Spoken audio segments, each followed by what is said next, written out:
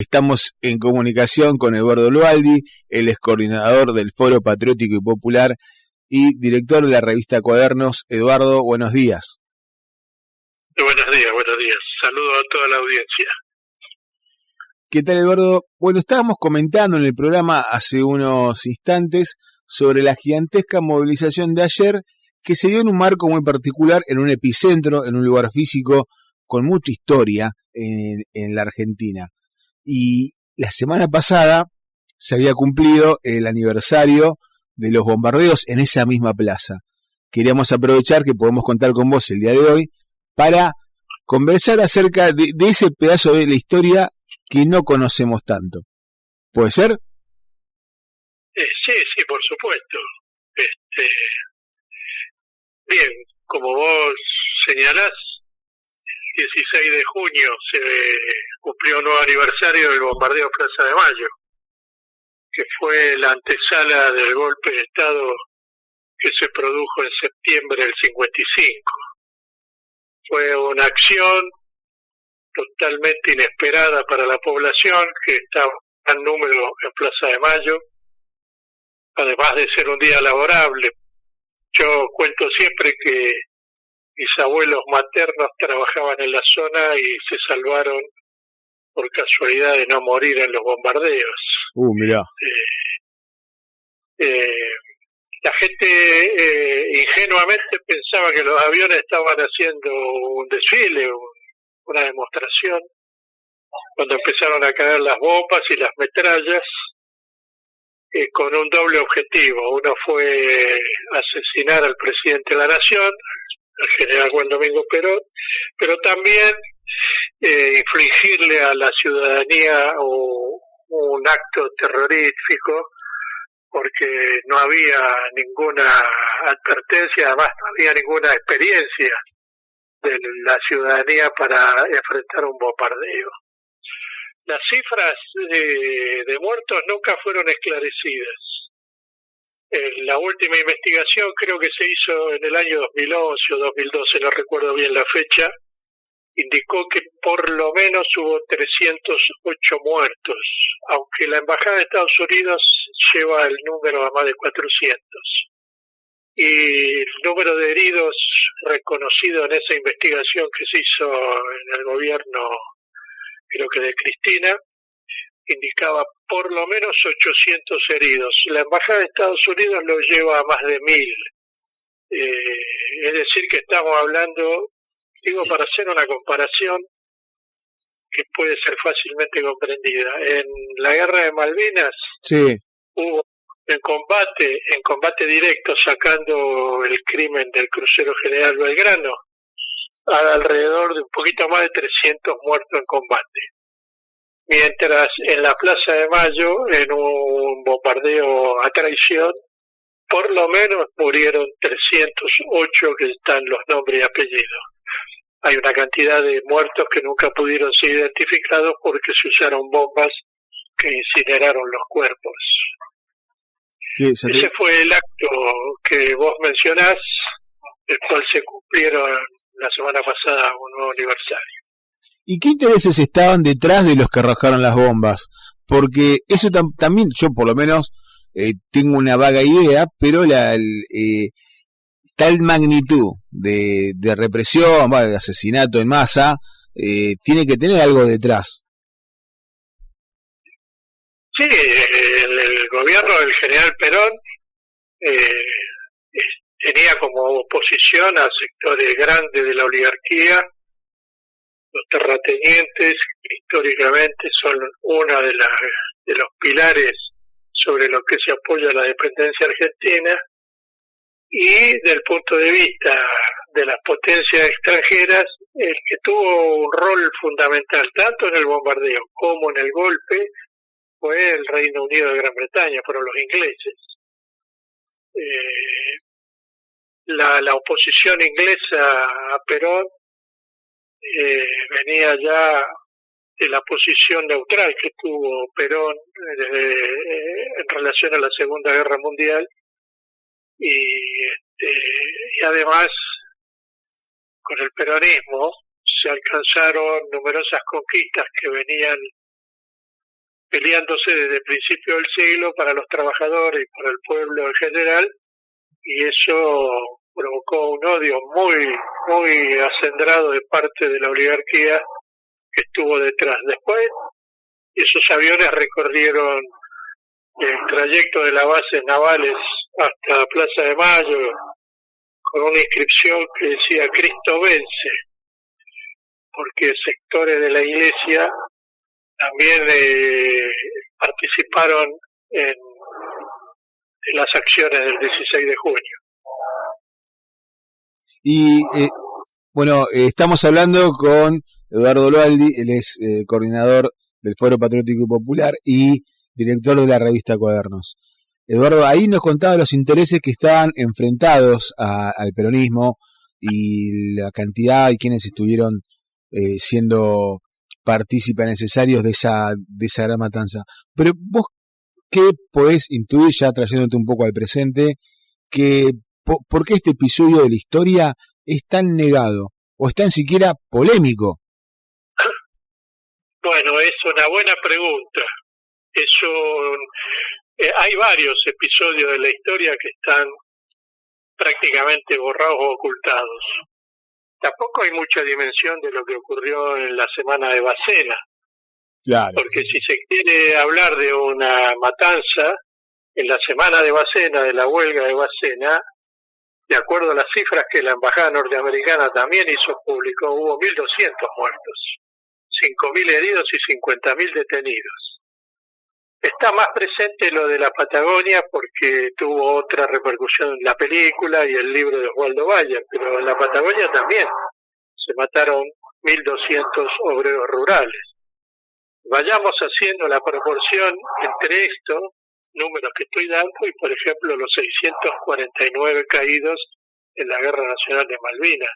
Te das cuenta que en las dos matanzas de principio del siglo estamos hablando casi del doble de muertos en conflicto interno. Y uno de los hechos más ocultos es lo que vos señalás, lo del bombardeo a Plaza de Mayo, donde participaron aviones de la aviación naval y aviones de la Fuerza Aérea Argentina. Es un crimen inexplicable, porque Buenos Aires, yo ahora no recuerdo exactamente, pero creo que solo había sido bombardeada en 1807 por la flota inglesa cuando intentaron ocupar Buenos Aires con el ejército comandado por Whylock, que los buques de guerra británicos ingleses intentaron bombardear Buenos Aires. No fue eficaz porque las características del Río de la Plata es que es muy llano y no permitió que los buques de guerra se acercaran lo suficiente a la ciudad y por lo tanto la distancia de tiro era demasiada. Y después el bombardeo a Plaza de Mayo, no hay otro acontecimiento semejante. Incluso en América Latina no lo hay, salvo que se considere el bombardeo a la Casa de Moneda en Chile cuando se asesinó al presidente Allende. En América Latina tampoco se produjo semejante hecho. Y la oligarquía escribe su historia y ha borrado este capítulo.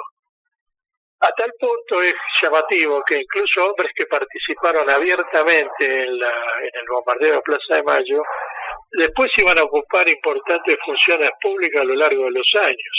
Incluso varios de los pilotos que bombardearon a sus conciudadanos.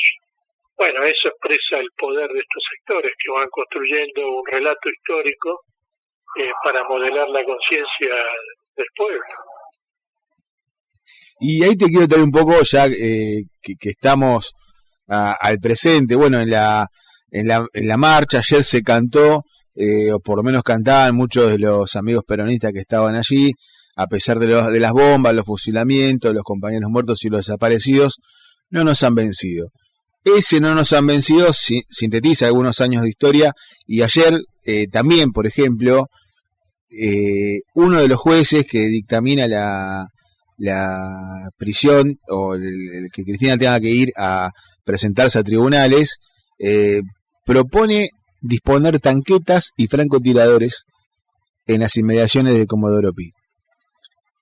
Eso, permitir eso, o que eso esté en los planes de un juez, de una jueza, que sea algo natural, ¿te sorprende? ¿Qué opinión te merece?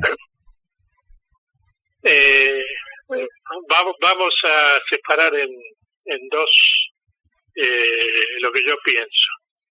Uno, este es un país que tuvo 60 años de guerra civil en el siglo XIX. Vamos a hablar de 1820, vamos a tomar arbitrariamente 1820, hasta la reunificación nacional con Roca, la unificación oligárquica con Roca, 1880. Después van a venir las 3 revoluciones radicales. Por lo tanto, es un país, a diferencia de la historia bucólica que nos quieren hacer creer, que está lleno de páginas escritas con sangre. Dije lo de Bacena, dije lo de la Patagonia, la Semana Trágica, dije lo de, hay que mencionar la década infame, cuando se instaura el uso de la picana como instrumento para la tortura de los detenidos, el bombardeo a Plaza de Mayo y la represión de la dictadura a partir del 24 de marzo del 76. Siempre estos sectores que el economista nuestro Carlos Ríos llama estos parásitos económicos, terratenientes, monopolio extranjero, siempre tienen en la cabeza o manejan la posibilidad de una represión brutal. Después creo, me parece a mí, que los hechos demuestran de que hay quienes consideran que esto sería el inicio de una guerra civil. Bueno, no sé si está en los planes del gobierno de Milei provocar eso. Sí sé que el gobierno de Milei tiene una línea que lleva a la disolución nacional. Y la disolución nacional entraña la posibilidad de enfrentamiento de este tipo. Ahí con ese tema, hola, ¿estás ahí, Eduardo? Sí, sí. Sí. Que el tema de, planteabas la disolución nacional, yo lo quería ligar a algo que también hablamos la semana pasada, cuando reprodujimos las imágenes y los audios que llegaban desde Ushuaia, y cómo una parte de la sociedad argentina, sobre todo, tengamos en cuenta que en Buenos Aires se concentra una gran parte de la población, no ve pedazos del suelo patrio como un territorio a defender, como parte de un cuerpo.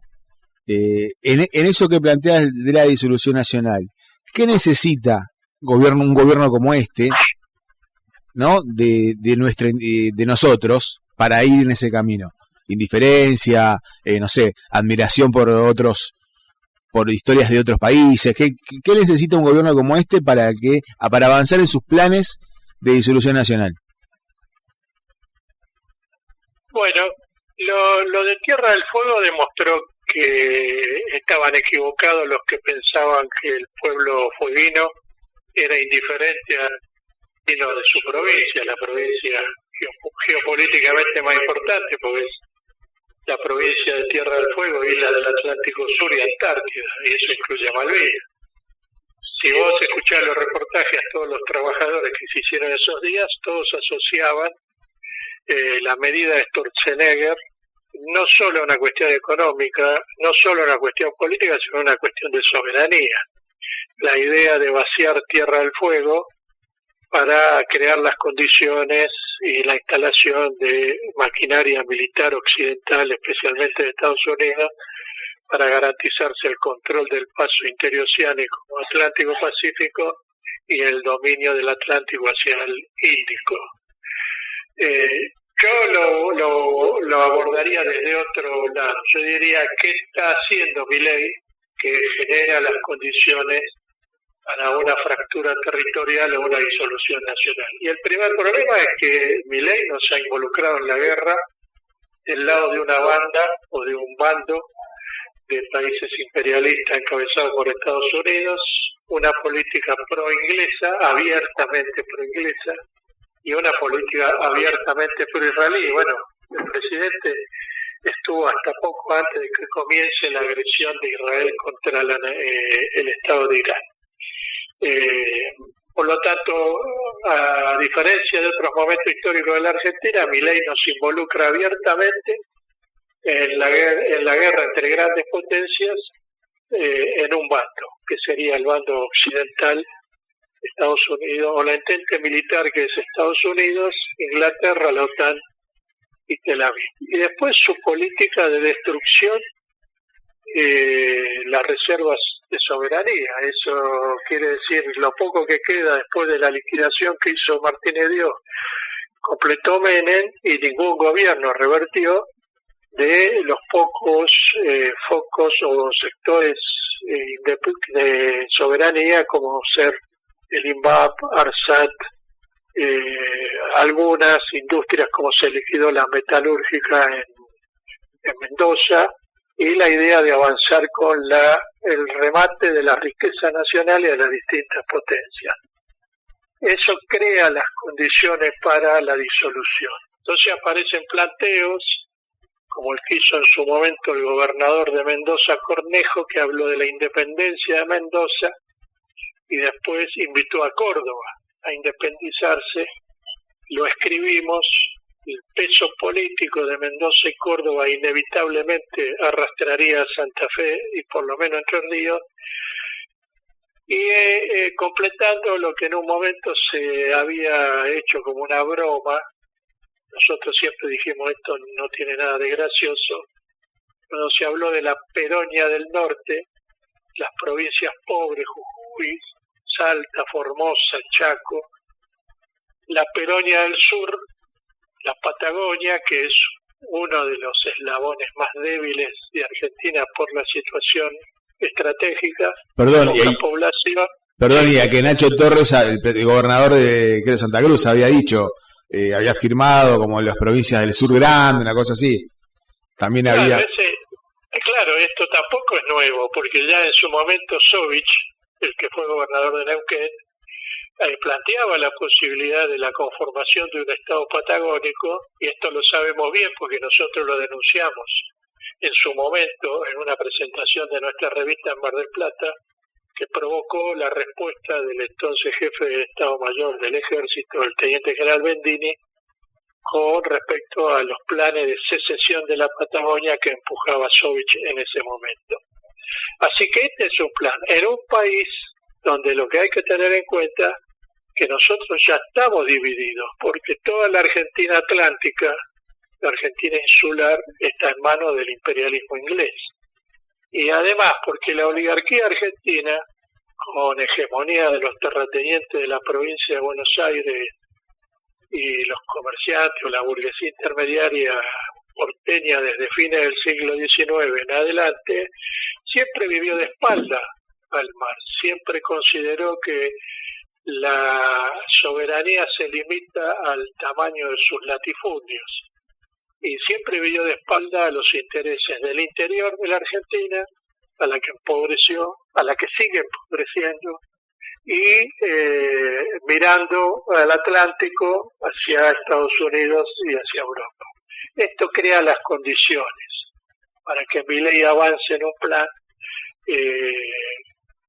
desarticulación de la Argentina. Y te agrego una cosa más que algunos no recuerdan. Hoy el gobierno se apoya en algunos personajes como Sturzenegger. Dentro del equipo de Sturzenegger está un muchacho, un hombre ya de apellido Liach. Liach, cuando era vicepresidente del Banco Central de la Argentina, sacó un tuit, estos que se usan en la red Twitter o X ahora, donde dijo,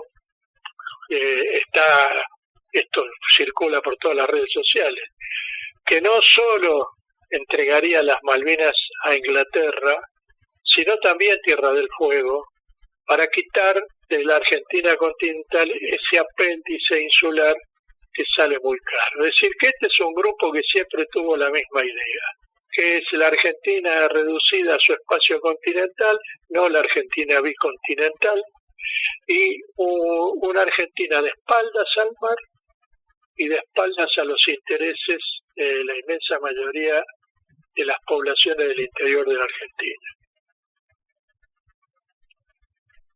Y esto ya es una expresión de deseo. Ahora después me habla de lo que vos quieras. Pero ¿hay alguna forma institucional de impedir que esta clase de personaje, como lo hablabas recién de Lucas Lach, no puedan dirigir los destinos del país. O sea, hay un límite en el cual el comprobado, no sé, traición a la patria, el sentimiento apátrida, pueda hacer que no sean más electos. No sé, acaban de proscribir una presidenta por una causa, a una expresidenta por una causa. Pero ¿por qué siguen volviendo los Sturzenegger, las Patricia Bullrich, en este caso Lucas Lach? Mirá, siguen volviendo porque el problema de fondo no se resolvió. Yo quiero ser preciso en esto.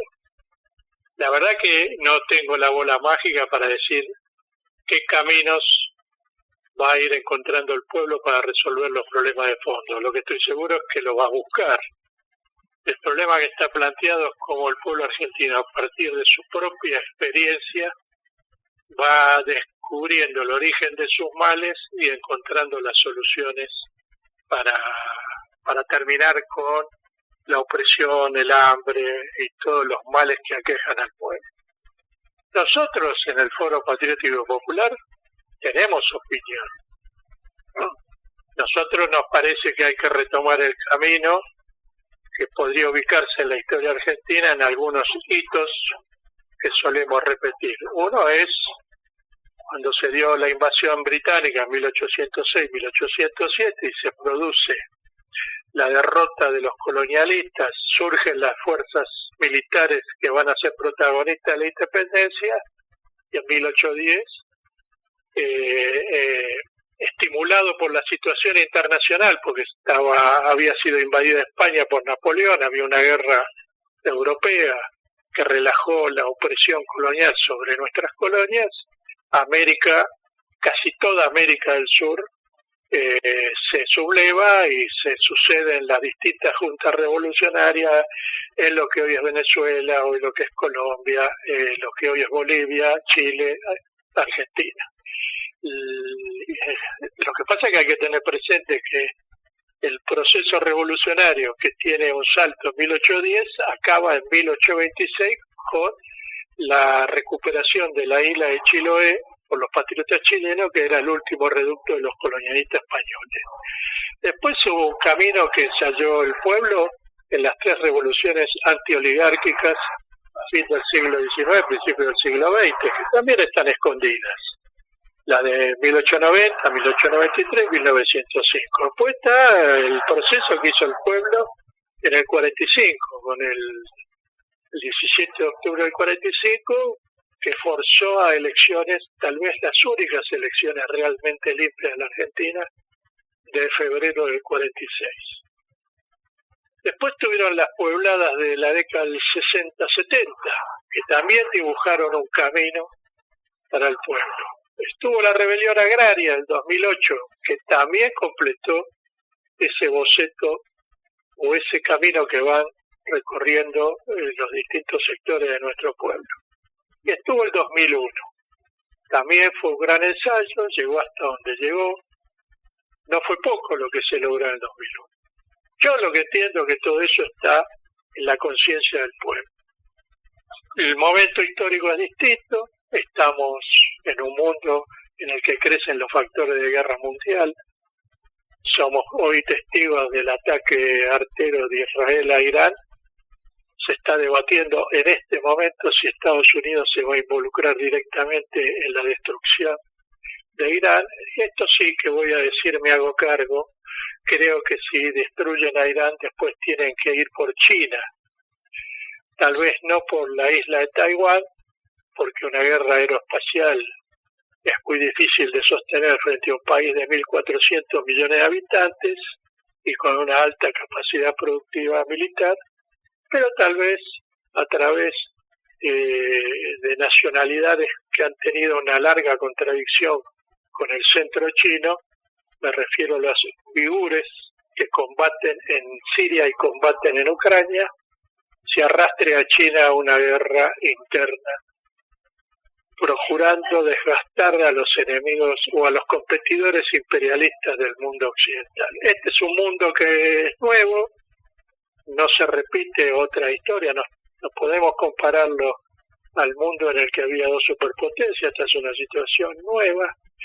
Y la política, esta Argentina es otra Argentina, es una Argentina que del 76 en adelante se le ha ido destruyendo sus capacidades de soberanía, y lo que está planteado para el pueblo argentino es resolver el problema de su independencia, de quiénes y sobre quiénes se apoyan las potencias extranjeras para penetrar y oprimir al pueblo. Mientras no se resuelva el problema de fondo, la Argentina oscilará en gobierno. Algunos nos tratarán muy mal como otros tomarán algunas medidas aunque tibias a favor del pueblo, pero el problema de fondo no se resuelve. El problema del fondo es terminar, como diría Carlos Ríos, con los parásitos económicos que se llevaron hasta ahora miles y miles y miles de millones de dólares al exterior, y el pueblo está privado de sus más elementales derechos: la comida, la salud, la educación, la vivienda y el trabajo.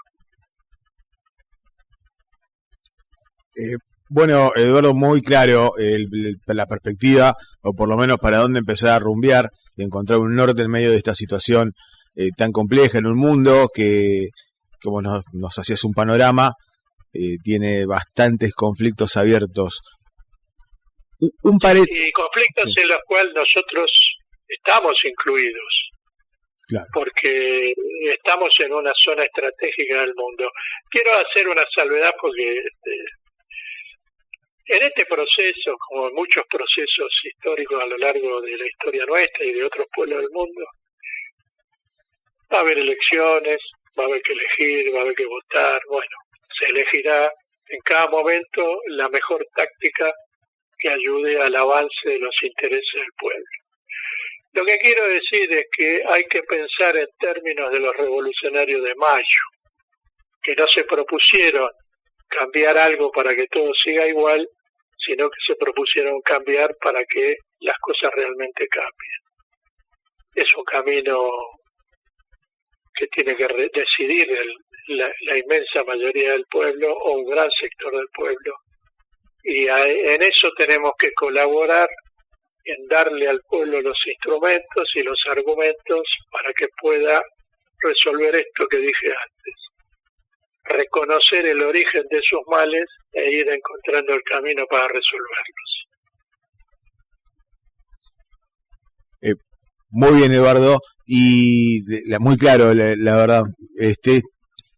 Yo dos cosas más te quería preguntar, o que te explayes después con lo que vos quieras, tenés todo el tiempo para contar lo que quieras. Una es, ¿dónde, cuándo podemos encontrar o conocer material de lo que propone la revista, el foro? ¿Qué nos recomendás bucear, buscar en las redes? Bueno, nosotros tenemos la página oficial del foro, que es Foro Patriótico Popular.